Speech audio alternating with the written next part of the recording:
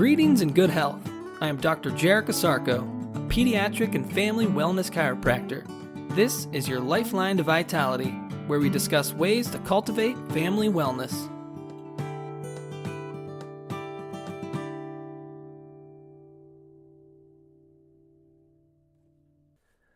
Good day and great health. Welcome back to another edition of your Lifeline to Vitality.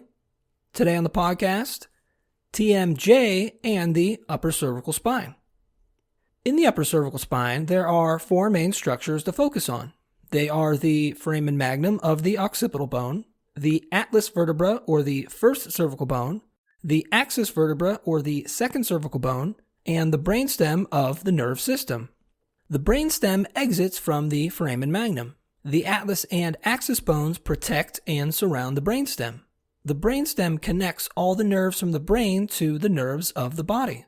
Regarding temporomandibular joint or TMJ dysfunction, the secondary focus is on the trigeminal nerve.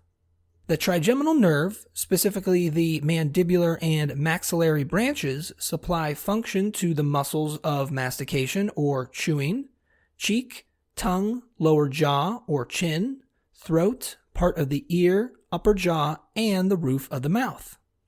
The nerve system in general has four main functions. It controls all the movements we make, senses everything we feel, regulates all our body organs, and relates us to the outside world. When nerves get stressed, it affects their sensitivity, perception, and behavior to perform these functions. There are three types of stresses we deal with in life. The stresses are physical, chemical, and emotional in nature. These stresses create nerve tension and spine imbalance. One specific job of the brainstem is to adapt to these stresses and help bring the spine back into balance. If the stresses are too great for the brainstem to adapt, compensations arise. One compensation that occurs in the upper cervical spine is a vertebral subluxation. A vertebral subluxation will cause the atlas and axis bones to lock in a misaligned position. This lock will perpetuate spine imbalance and nerve system tension. This tension will lead to abnormal sensitivity, perception, and behavior of the brainstem and surrounding nerves. Nerve system function is disrupted. Over time, this disruption can contribute to symptoms of the involved nerves. The usual symptoms of TMJ dysfunction are pain or tenderness of the jaw, pain in one or both of the temporomandibular joints, aching pain in and or around the ear, difficulty chewing or pain while chewing, achy facial pain, or locking of the joint, making it difficult to open or close the mouth. The goal of chiropractic is not to medically treat TMJ dysfunction.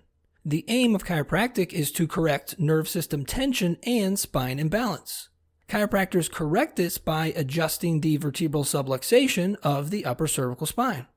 Correcting the subluxation better optimizes the function of the brainstem and associated nerves.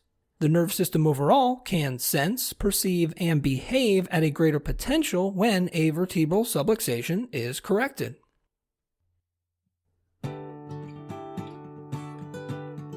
Thank you for listening.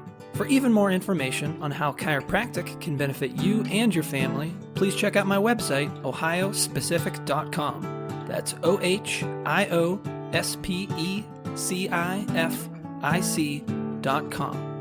Until next time, remember to keep your head cool, feet warm, and your mind busy.